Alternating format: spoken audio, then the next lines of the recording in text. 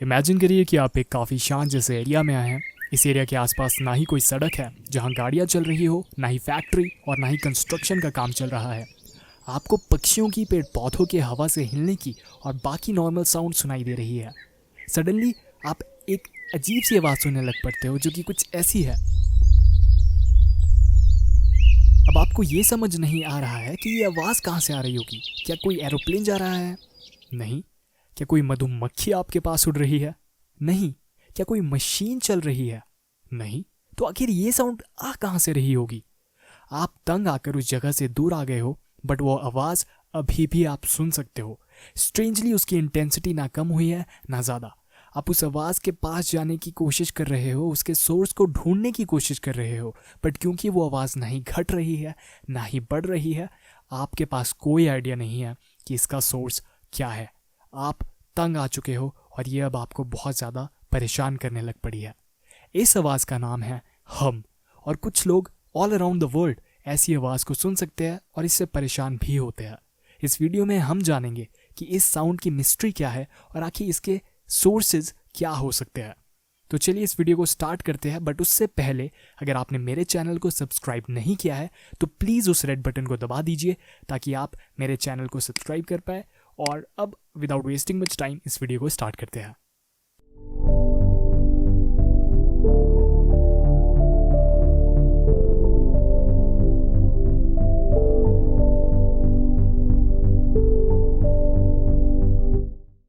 तो जैसे मैंने आपको बताया, इस ट्रेन साउंड का नाम दिया गया है हम, और ये mostly United states, United kingdom, New Zealand और कनाडा में रिपोर्ट की जाती है।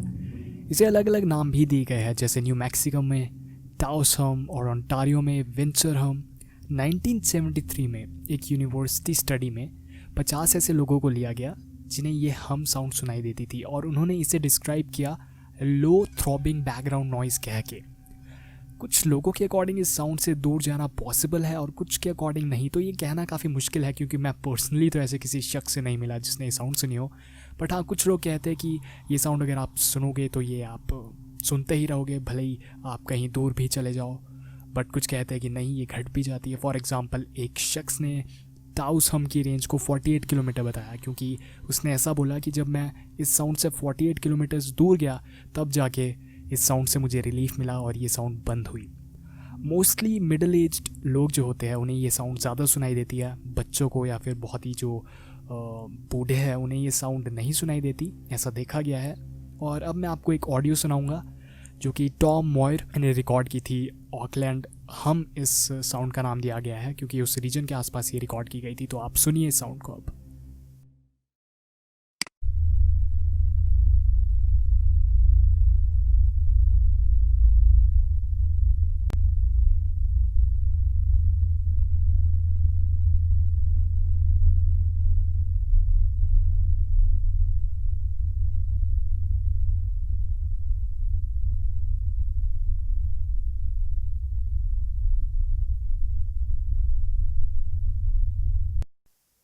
अब देखिए, ये जो साउंड है ये मिस्टीरियस इसीलिए भी है क्योंकि कोई एक सॉलिड एक्सप्लेनेशन नहीं है इस साउंड के सोर्स के लिए, राइट। बल्कि काफ़ी ज़्यादा एक्सपर्ट्स ने बोला है कि ये एक्सप्लेनेशन हो सकती है, ये एक्सप्लेनेशन हो सकती है। तो अभी हम सारे उन सोर्सेज को कंसिडर करेंगे, उन सभी सोर्सेज की बात करेंगे जहाँ से ये साउंड प्रोड्यूस हो सकती है। तो सबसे पहले मैकेनिकल सोर्सेज, जिनमें आपकी फैक्ट्रीज आ जाती है या फिर कोई हैवी मशीनरी आ जाती है। हो सकता है कि किसी मशीन की वर्किंग की वजह से ये साउंड प्रोड्यूस हो रही हो।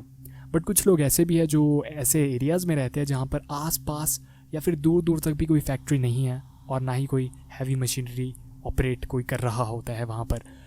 इसकी भी एक्सप्लेनेशन है, थोड़े टाइम में आपको बताऊँगा। बट हाँ, मैकेनिकल सोर्सेज ये एक सॉलिड एक्सप्लेनेशन है क्योंकि कुछ साउंड्स सॉल्व हुई है इन सोर्सेज के बेसिस पे। फॉर एग्जांपल, वेस्ट सिएटल हम, ये भी एक ऐसी स्ट्रेंज साउंड थी जिसकी एक्सप्लेनेशन लोगों को नहीं मिल पा रही थी और उन्हें स्ट्रेंज साउंड आ रही थी, उन्हें समझ नहीं आ रहा था कहाँ से आ रही है आवाज़।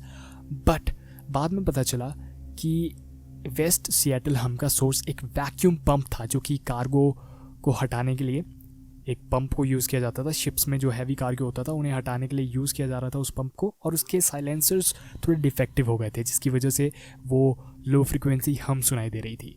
साथ ही साथ वेलिंगटन हम भी ऐसी हम है जिसका रीज़न था एक डीजल जनरेटर, उसमें से जो आवाज़ प्रोड्यूस हो रही थी वो लोग सुन के काफ़ी परेशान हो रहे थे। अब दूसरी एक्सप्लेनेशन की अगर हम बात करें तो दूसरे एक्सप्लेनेशन में एक मेडिकल कंडीशन टाइप आती है जिसका नाम है टिनिटस, और ये 15 से 20% लोगों को अफेक्ट करती है, राइट।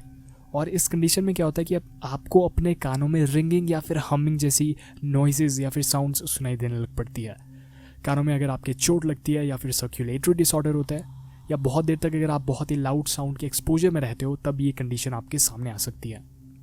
तो यहाँ पर एक जो टिनिटस कंडीशन है ये इस बात को बहुत अच्छे से एक्सप्लेन कर सकती है कि क्यों कुछ ऐसे लोगों को भी ये हम साउंड सुनाई देने लग पड़ती है जो कि इन फैक्ट्रीज से या फिर मैकेनिकल सोर्सेज से बहुत ज़्यादा दूर हो, एज वेल एज क्यों मान लीजिए कि एक रूम में अगर 5 लोग हैं तो उनमें से सिर्फ 2 या फिर 1 को ही आवाज़ें सुनाई देने लग पड़ती है और बाकियों को नहीं, तो मे भी टिनिटस इसका रीज़न हो सकती है।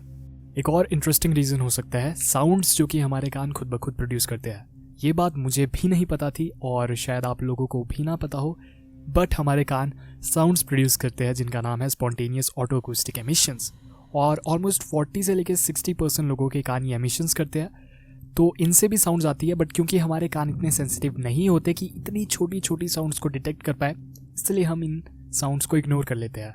बट मे बी कुछ लोग जो बहुत सेंसिटिव हियरिंग के साथ बॉर्न हुए होते हैं वो ऐसी साउंड्स सुनते हैं इन एमिशंस की और फिर उन्हें लगता है कि ये हम साउंड्स है। फाइनली जेट स्ट्रीम्स भी एक पॉसिबल एक्सप्लेनेशन है इन साउंड्स की, हम साउंड्स की, as well as stored fishes की मीटिंग कॉल्स भी।